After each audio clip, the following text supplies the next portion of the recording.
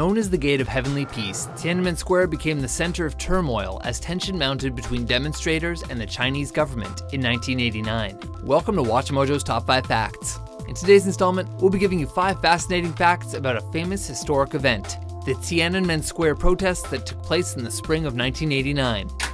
Number 5. The protests started as a memorial. In the history of communist China, there has never been anything like this. Known for his liberal opinions and for being reform-minded, Hu Yaobang was once the general secretary of the Chinese Communist Party. He was forced to resign by military officials in 1987, but remained a member of the Politburo until his death in April 1989.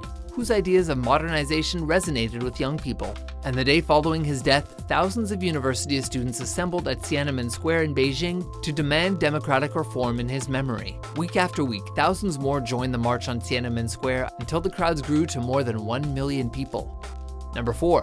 Mikhail Gorbachev's visit complicated the situation. Unfortunately for the Chinese government, the protest coincided with the important visit from Soviet leader Mikhail Gorbachev, who was there to improve relations with China. While Mikhail Gorbachev was talking inside the Great Hall of the People, a thin line of police kept guard outside. It also happened to be the first time in 30 years that China would be receiving a visit from a leader of the Soviet Union. When it came time to host the banquet in the Great Hall of the People, Gorbachev had to enter through the back entrance because of the overwhelming protests, resulting in embarrassment for Chinese government officials. Although the declaration of martial law on May 20th meant strict control over media coverage of the demonstrations, as journalists from all around the world were already on location to cover the visit, they ended up staying to report on what turned out to be the much bigger story. One picture that I photographed of a woman being caught in the middle of many soldiers near the Great Hall of the People, in my mind, is where it started. Number 3. The exact death toll is unknown. In China, the protests are referred to as the June 4th incident, because on that day, at least 10,000 troops were sent to clear the streets on tanks and open fire into the crowds, killing demonstrators who had been occupying the square for close to 7 weeks. Some protesters fought back, throwing Molotov cocktails and, in one reported case, beating 2 soldiers to death. And then out came a soldier to surrender. He had his hands up in the air. And I still remember that pristine look of his uniform, how pressed it was. It was clear as day in my mind. I remember it so clearly. And the mob looked at him for a second, and then they slowly moved in. After the crackdown, as many as 10,000 demonstrators were arrested. Estimates on the death toll range from several hundred to several thousand. But since no government record was ever officially released, we don't know the exact number of casualties. Number 2. No one knows who Tank Man really is. The most iconic image to come out of the Tiananmen Square protests is the young man who blocked a row of tanks and climbed on top of one, aka the Tank Man. But whatever happened to him after the act of defiance is really anyone's guess. Screw this, I just came over to buy some fireworks.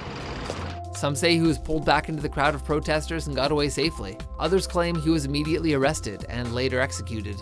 It's shocking that after a quarter of a century, not only we do not know where he is, we don't know where his relatives are. You'd think a relative would come forward.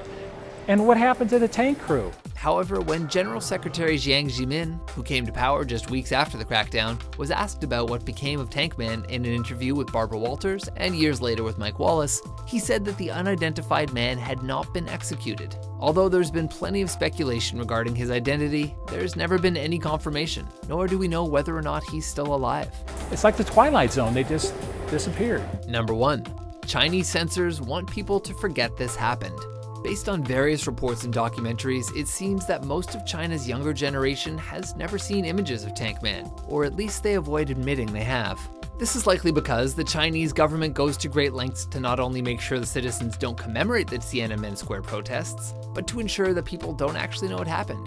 Since books, TVs, movies, and the internet are all under tight control, as well as the fact that the events are banned from being publicly discussed, the protests have essentially been erased from all forms of media. In 2012, the China Digital Times found over 100 search terms that the country blocked around the anniversary of the Tiananmen Square massacre, including democracy, memorial event, and commemorate. The list of banned words gets longer and longer, so this year words that were banned included things like today, this day, sensitive day, even the phrase when spring turns to summer. No, you can't ban when spring turns to summer. Ahead of the crackdown's 25th anniversary, the government took even more extreme censorship measures by blocking Google services altogether.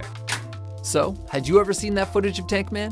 What did you find most surprising about this event? For more historical top 10s and rebellious top 5s published every day, be sure to subscribe to WatchMojo.com. But why'd they kill those guys? They wanted free speech and government accountability.